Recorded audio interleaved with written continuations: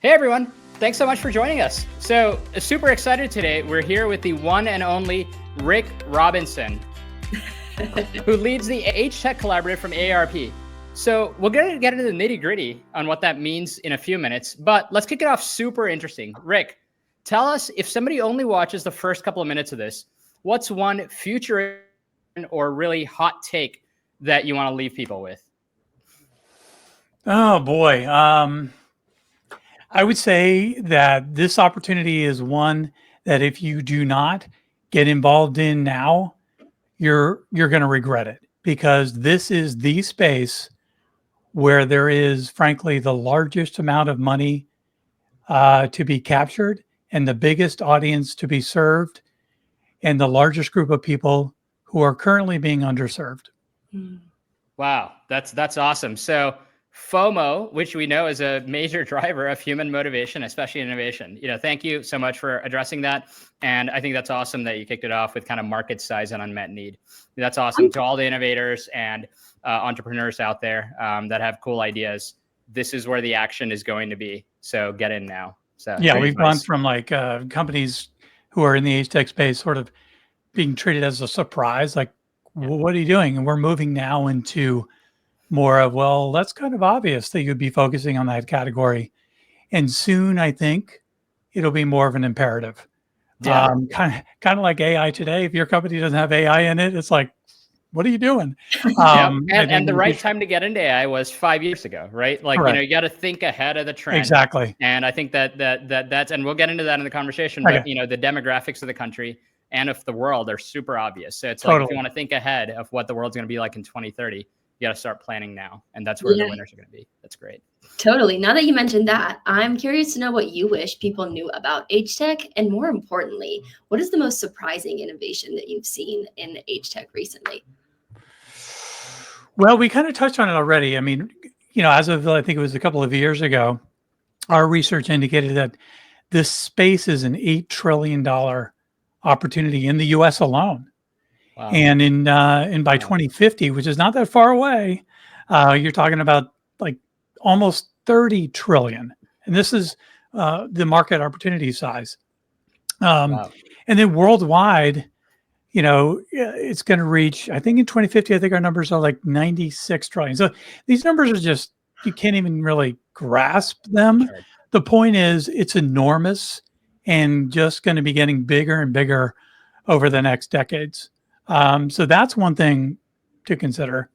You had one other question to follow up on that. What was that? Oh, yeah, sorry. Just really quickly for people at home, he said trillion with a T, not billion, not million. Correct. I was like, what?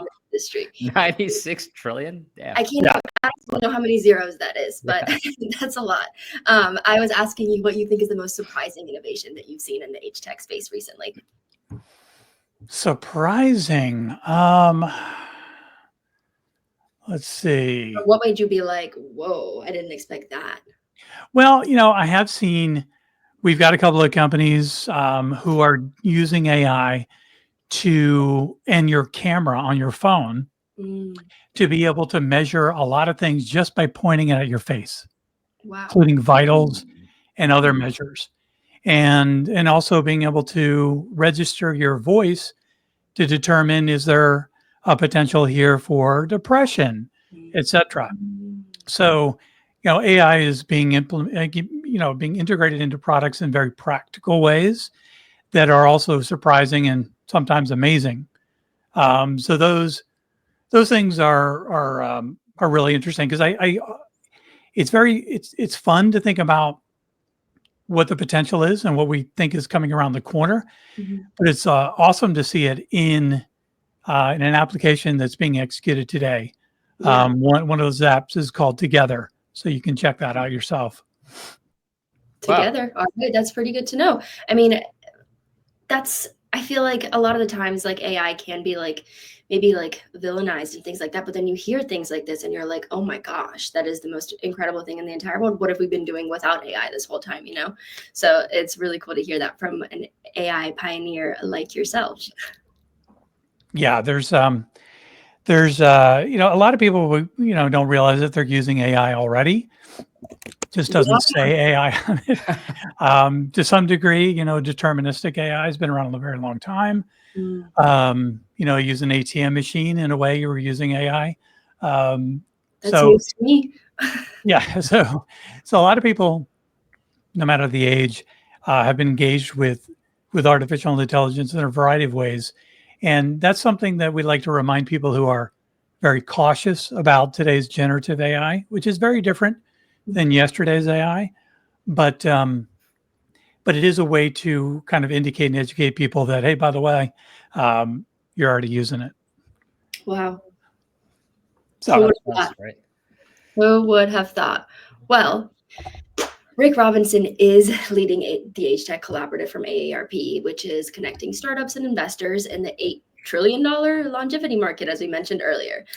He is a serial entrepreneur and a former executive at wonderful companies like Politico and the National Geographic. But now he's on a mission to make aging awesome through technology. So I feel like we all want to know Rick. We all want to get to know Rick before the collaborative. So tell us 3 fun facts about yourself before you joined AgeTech. Fun facts.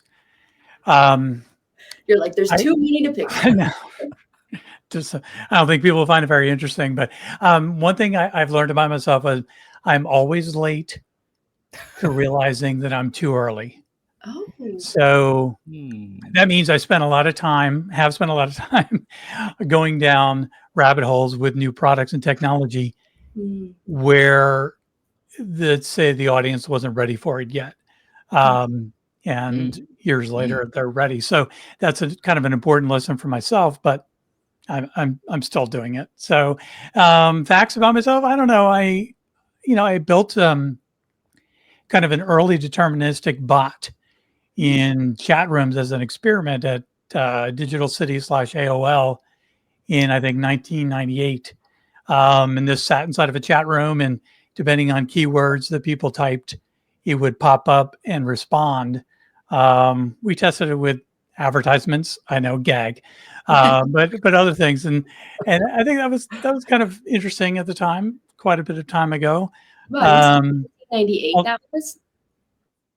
Yeah, 98, 99, around there. And then prior to that, actually, in like 91, 93, 1993, I edited a magazine about the online world before the web. It's called BBS Magazine. And that's sort of what got me interested in the whole online world and the power of connecting people via computers.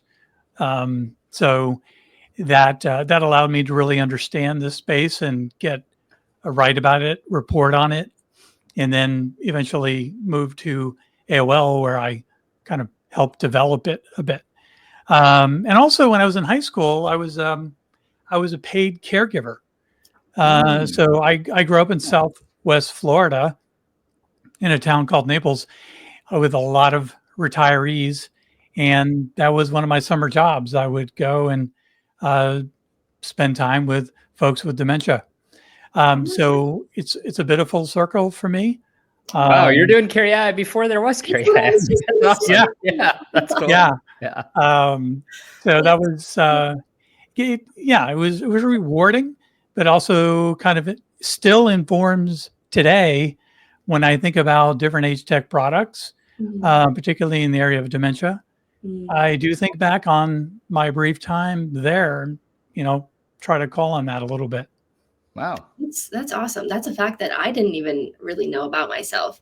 I do have to ask this just for my own personal gain, is, I guess, take yourself back to 1991, 1993, those first years in your career and things like that. Did you see the innovation going as far as it is right now, or did you expect more from where we are in 2025? Yeah, where's my jetpack? I think shows tricked us. They were like, oh, by 2030, you'll be talking to holograms, like Facebook thing anymore. And I'm like, where is that? I want my hologram. Yeah, it's a good point. There are things that I definitely would have expected we'd have by now. I did think that, not just because of Hollywood, but from for other reasons. I thought there would be embodied, robotics that we'd be able to utilize as tools, robots, I should say, which were very close, as you know. So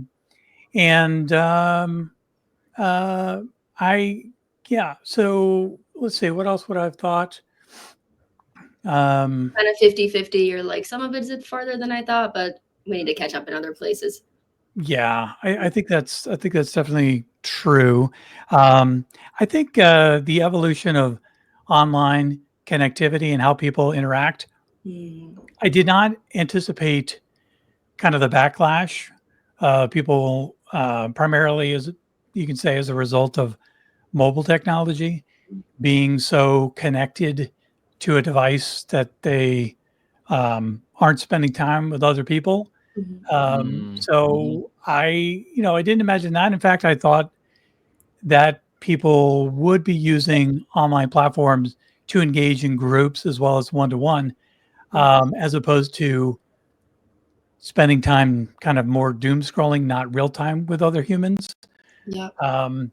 Which is, it's sort of a contrary message, because again, fast forward to today, and I fully believe that the social isolation issue, which is enormous, in part or in whole, can be remedied with online communication, kind of like what we're doing now, but in other ways too.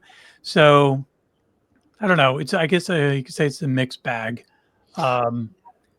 Yeah. The social isolation thing, I'm really glad you pointed that out, because that's something that so many people don't realize that's actually affecting our older adults each and every day right now. I think the Surgeon General said something crazy like smoking a pack of cigarettes a day is worse than being lonely is worse than smoking the same as smoking pack of cigarettes. Yeah, 15 cigarettes, I think, is it. That's definitely the case. And what's interesting is it doesn't just go for older adults. This also, applies to younger people, let's say, who are holed up playing video games for extended period of time, and then opt for that instead of communicating with other humans in the flesh. So yeah, it's an issue across the board. Definitely. Which and it's been a double-edged sword, because it's like it's helping some people and it's harming the others. So where do we find that balance? I hope that we can get there in these short years. But absolutely, I totally agree with that. Yeah, and we actually built with and invested in a VR product that is called Alcove, and it was an effort to build a virtual environment where people who were or are socially isolated can kind of engage and have sort of virtual presence with one another in a virtual space. And it was very popular, or should say is very popular with a lot of people, particularly older adults. And we found a lot of behaviors where older adults would go into this environment with their grandchildren and be able to communicate with them, even though they were thousands of miles apart. Wow. So that was pretty interesting. We all know VR is not necessarily the future, but these technologies are converging. AR and version of VR, and then you throw in artificial intelligence to create virtual, call them companions, and you can imagine a future where it is a confluence of this technology, where people won't have to be lonely anymore. Absolutely. Well, I still remember this like it was yesterday. I think FaceTime had maybe just come out, and my grandparents, they live overseas. So back then, like it used to be, you had to pay an additional amount of money to be able to make the overseas calls. And then there was like WhatsApp and other apps like that you could download and then talk for free. And then FaceTime came about, and it was just so accessible and revolutionary. I remember the first time I think my cousin was taking a video of my grandma FaceTiming me, and she looked at the phone and looked behind it, and obviously knew in her mind that I wasn't behind the phone. She was just like, what the heck is going on? So that was really cool to see. And like now she has her own iPhone and she knows how to like call and FaceTime me, and we have our scheduled calls like every week, and it's amazing. So I love adults adopt technology. Right. I think with a lot of older adults, It's sort of a strange thing to say, but I kind of credit Facebook and their mobile application with advancing people's abilities to and desire to use technology, because if it's the only way you're going to be able to reach your children or your photos of your grandchild, you'll figure out a way to use it. And we see power users among people who are well into their 80s. And so this notion, and it is a notion, that older adults are not capable or don't desire to use technology is a fallacy. We see it every day.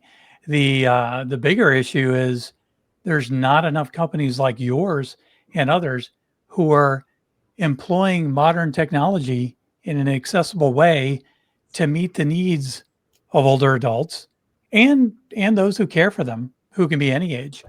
It's just such a huge opportunity, and like I said, not enough companies are looking at that. And I can go on about stories even over just the last few years while we've been building the AgeTech Collaborative and trying to recruit investors and big enterprises into the collaborative, having conversations with investors who are like, why would we invest in in people who are aging out, meaning they're dying, which was great because it gave me an opportunity to tell them how wrong they were and how they were missing an enormous opportunity by ignoring it. And I think telling that story, as well as importantly, investors, particularly in the Valley, are aging into a place now where their parents are starting to find, needs and being like, hey, why doesn't the X or Y or Z exist? Yep. And then these investors are like, yeah, why the hell doesn't that exist? Then they get it. Then the light bulb goes off. Yeah. And then if we're able to compound that message with, by the way, it's a huge market opportunity. You put those two things together, then they start to think about, okay, well, what startups can I invest in this space?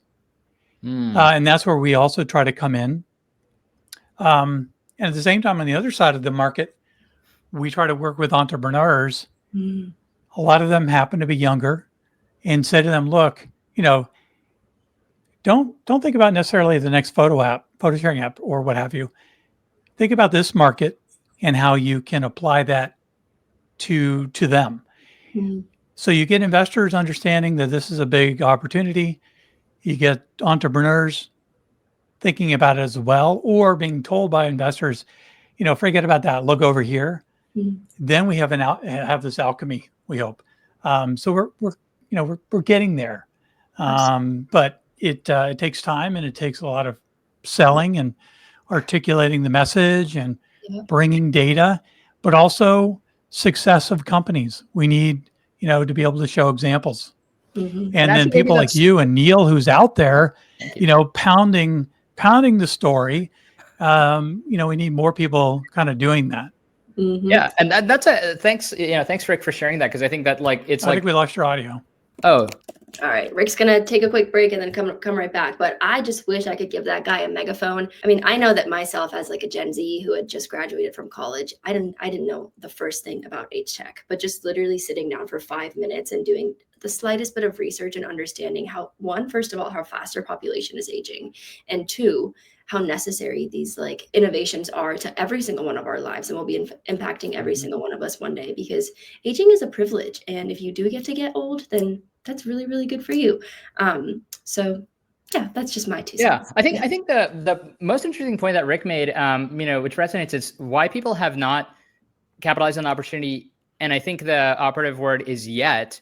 And, I think a lot of the investors, let's say in venture, which traditionally funds innovation in this country, are investing in things that they experience directly or that they experience indirectly through friends, family, et cetera.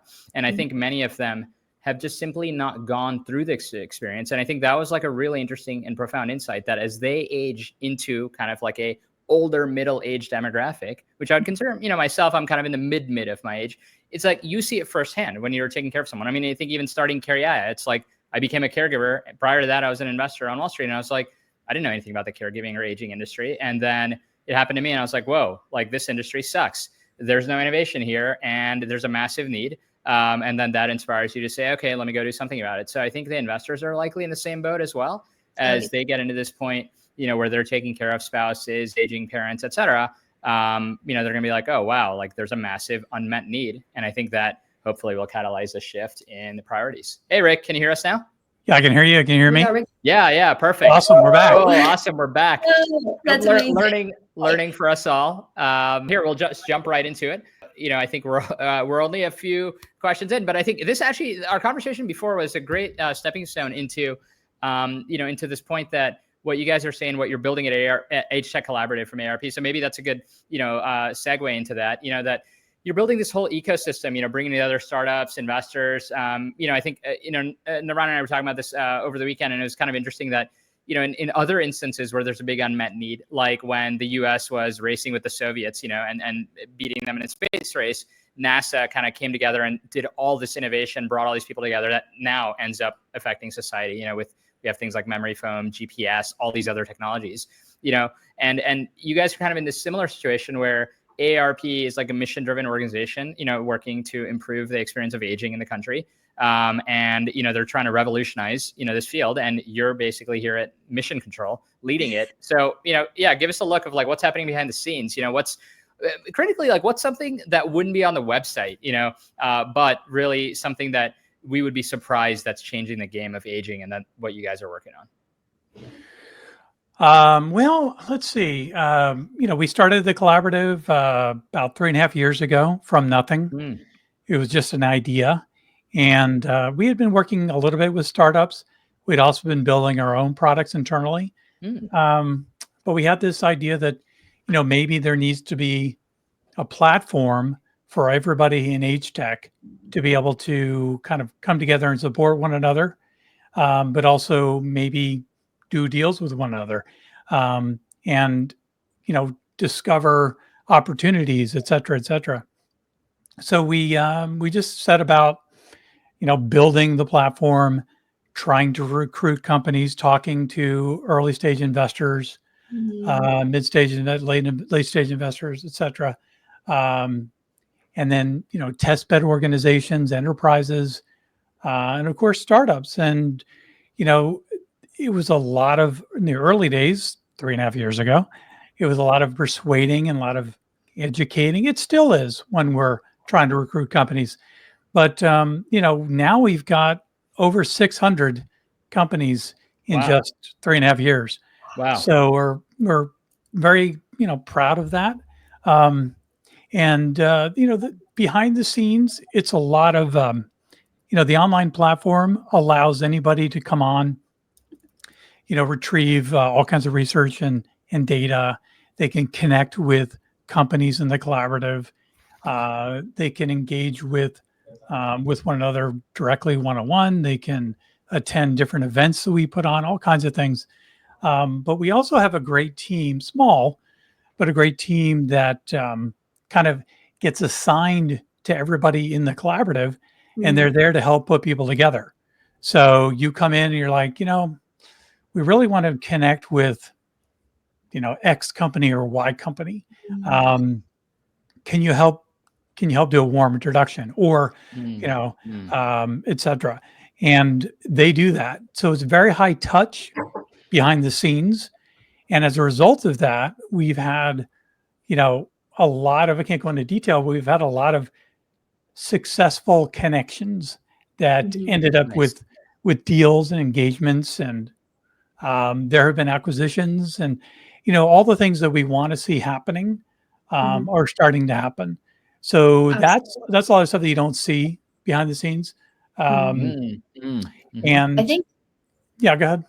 No, I think that's like the perfect segue into what I was going to say. And Neil and I have actually been on the receiving end of the collaborative's like good deeds that they're doing. And we at CareYaya were a part of the collaborative 2 years ago and found it super, super valuable. And now we are really, really proud to officially announce that our new venture, Counterforce Health, has also been selected to be in the next cohort. So round of applause really quick. That's pretty awesome.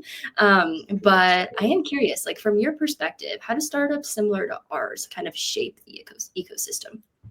Oh, they in many ways define the ecosystem. So startups are at the heart of the ecosystem. Of course, we've got hundreds of other companies who come in, and not anybody can come in. They've got to pass a lot of hurdles.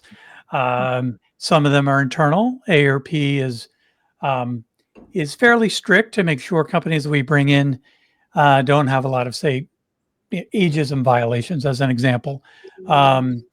And so we can't just bring in anybody. And so at the heart, though, are the startups. And we've got, I think, about 200 startups in the collaborative, many of whom we've invested in as well. And they define things partly because in many ways they're the best of the best. So the process to get into the collaborative as a startup is you have to apply to a pitch competition. You have to get accepted to pitch.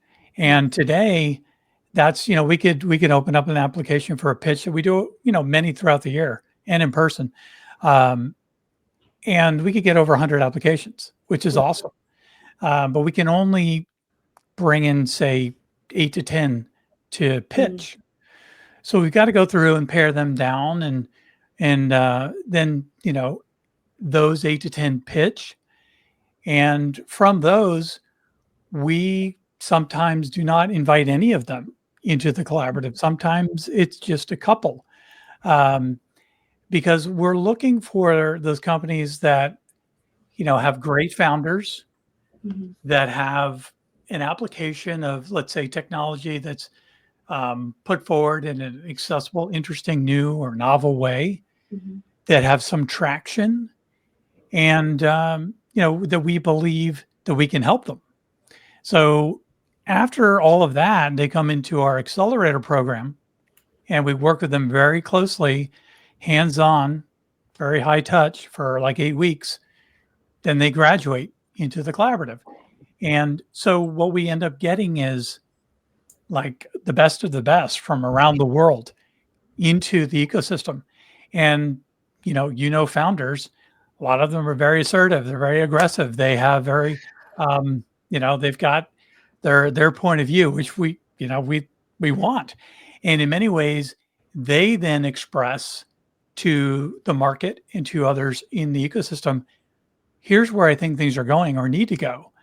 And so in some occasions, big corporations who are part of the collaborative, we introduce them to startups, and that helps them think about meeting their market in a different way.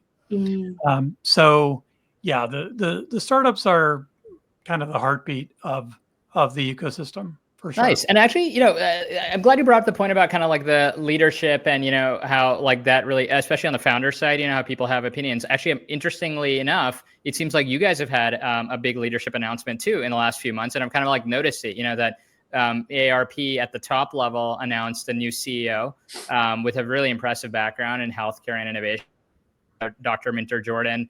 We followed her immediately on LinkedIn. It was like looking at her background. I was like, okay, damn, like this is like a real force, if like healthcare background, innovation background, kind of like an interesting leader, to take over an organization like AARP. Seems like a real force of nature. And then I've been following a lot of her videos and what she's doing kind of in the community. It's like really cool. And yeah, would love to, kind of hear from you, is she leaning into like the AgeTech thing? What kind of like new energy and fresh ideas and momentum is she kind of, bringing to the organization? Oh yeah, absolutely. I mean, she's just sort of a brute force intelligence. It's very different. The energy she brings I feel is optimistic. It is forward thinking. It is, it's bold and assertive and kind of in a way kind of open-ended. Like the sense I get is, why aren't we doing that? Why couldn't we be doing that? Kind of Nice. questioning things that in the past might have been kind of, that's not AARP. Yeah. So she's sort of opening it up to, well, why isn't that AARP? Which is it's a breath of fresh air. And she totally gets innovation, the AgeTech Collaborative, what we're doing, and effectively is saying, go bigger, do more. Wow. That's awesome. So, and she's very rational. I think that probably relates to the fact that she is a physician and she's looking at facts and data. Yeah. And obviously has the human side of it, as you see from the videos. Yes. But you bring her a story, a narrative that's backed by data that indicates where things are going and why we need to be there, and she's open to it. Wow. So it's it's pretty exciting to have someone like that as That's part. awesome. I was looking at her profile and I was like, I kind of want to be her when I grow up. Yeah. But She's a force. she certainly is. So we do have a little over 10 minutes left, and we do have some pretty awesome audience questions. Hot questions now, Nirvana. We do. I'm gonna ask like maybe one or two more from us, and then I'll turn it over to the audience because we have some great engagement from our folks that are listening in. But I've just been really curious to know. So let's just like fast forward 5 years. It is now 2030. What kind of AI tools, Rick, do you think are gonna really become everyday support for older adults? I'm probably in the minority here, but I do think embodied AI, some form of robots that you can interact with, talk to, but also who can be kind of companions slash assistants in your home. Yeah, I do think we're going to see those in an affordable way.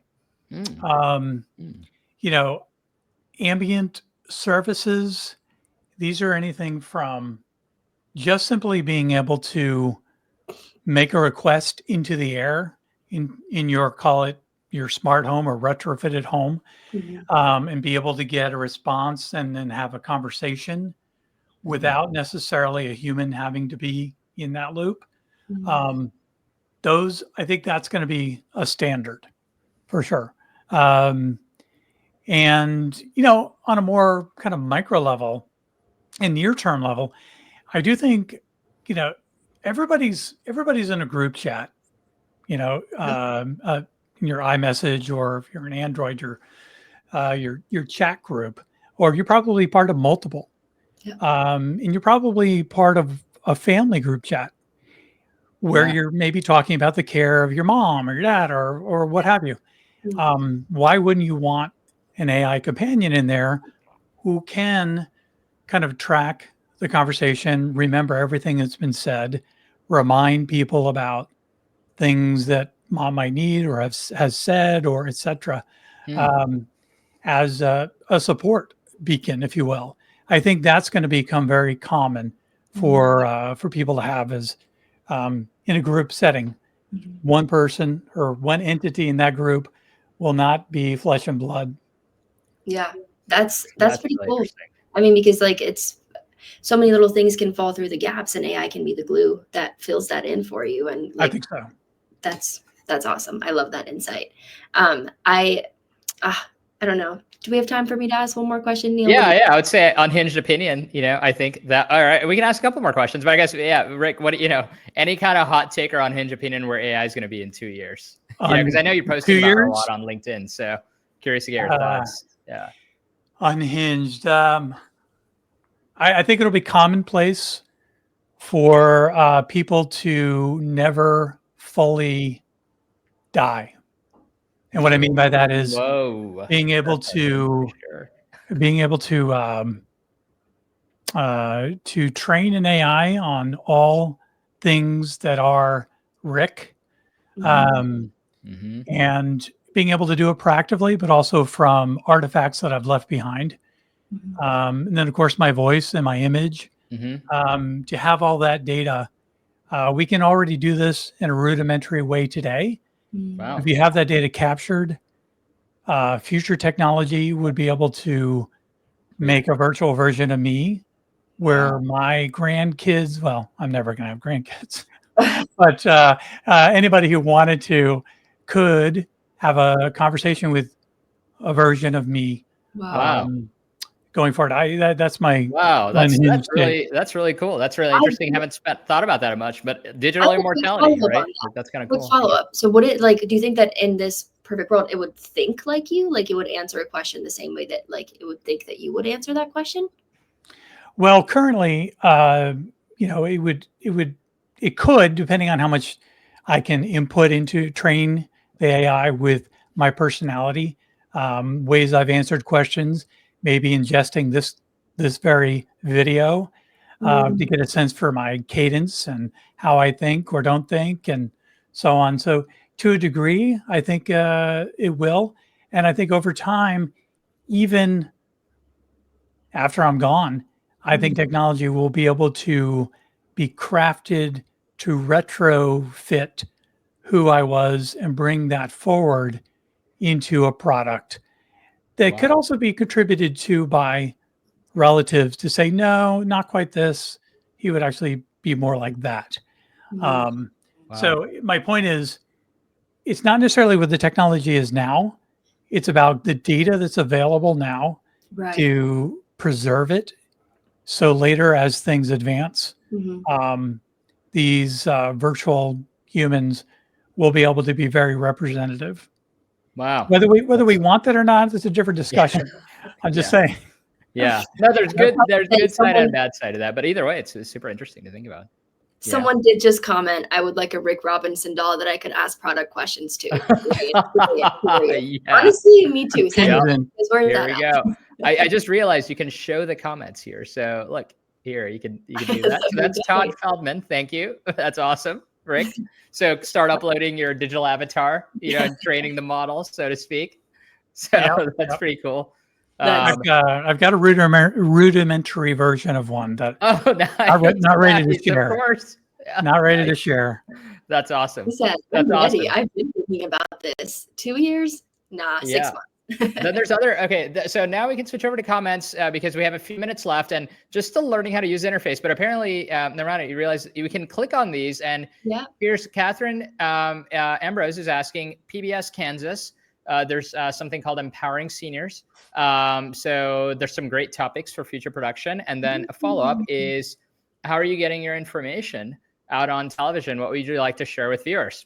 I guess, Rick, feel free to take it. Wow. We're the AgeTech Collaborative we're a fairly small group, and we have like an outsized impact. So we don't have a big marketing team to be able to push things out with SEM, SEO, and other ways over social.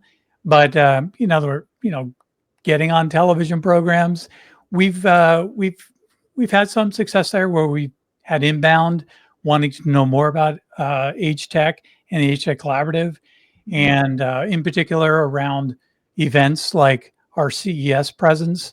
So we've gotten different programs have come to us there, but if I forget what it was in Kansas was interested, PBS, we should certainly, should definitely reach out, and more importantly, you should reach out to CareYaya.